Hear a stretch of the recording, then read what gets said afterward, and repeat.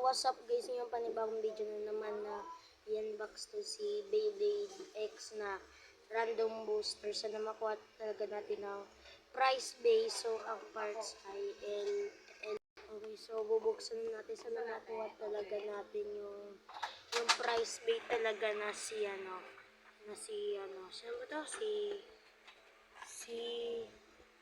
Ay, ako nakalimutan ko na si ulit to. Si Shark Edge. Okay, so guys, wait. Okay, so guys, buksan na. So guys, buksan na natin. So, makuha talaga natin ang yung price bay dahil ito yung unang yung unang random booster. So, ay, may tape pa pala dito. So, buksan muna natin yung tape dito. Hindi ko matanggal Tanggalin ko lang muna, guys. Ayan, matatanggal na. Ayan, tanggal na. So, guys, ito na nga. Okay, may extraction manual dito para makasal ka sa tournament. And ito na nga siya, guys. Ito na ang isang mahiwagang Beyblade na sana makakuha ng Shark Edge. Ito guys, feeling ko ito yung feeling ko. Ito yun. Mas big mo sirain na natin. Okay, so ano to guys? May photo card tayo. Wait lang guys. Guys.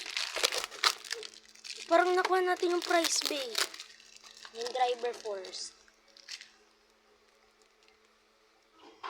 Hala, hindi guys. Hindi natin nakuha yung price bay.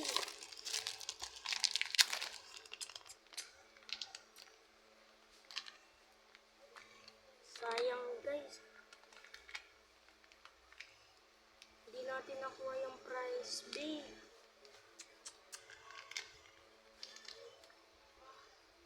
Ay nakaw. Hindi ko nakuha yung price bay. Pero sino to? Meron siya white disc.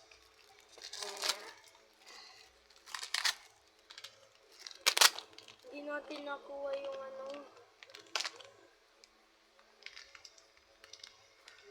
yung price bay. Gusto nga makuha yung price bay Gusto nga natin ay si Dran Sword. Well, may isa na akong Dran Sword. Ay, nandito pa lang. Okay, so guys, ito yung parts ng isang Dran Sword. Okay, tignan natin kung ano.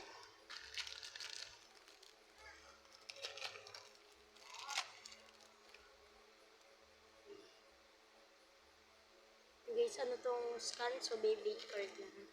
Ngayon, titignan natin kung paano to i-assemble. Magandang kulay siya, guys. Yan. Maganda. So, i-test pin natin siya. Kukunin ko yung launcher ko. Yan.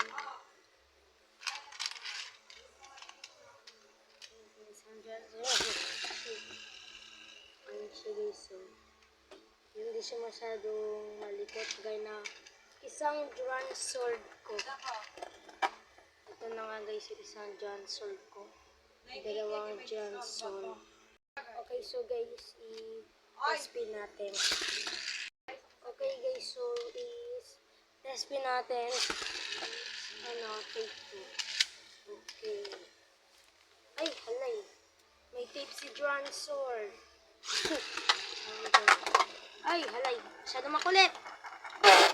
makulit kasi yung isang Dran Sword I-test pin na take 3 tayo. Test pin take 3. Okay, so guys, magandang Beyblade siya guys.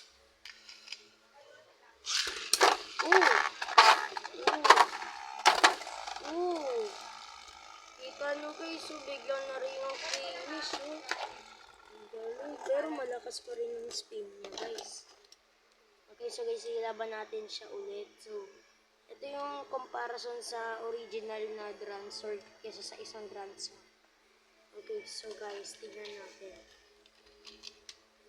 Oh, shoot! Wala pa nga eh. Wala pa nga, bigla nang nahulog. Wala pa nga eh. Wala yung camera ko guys, sorry. Go. Shoot!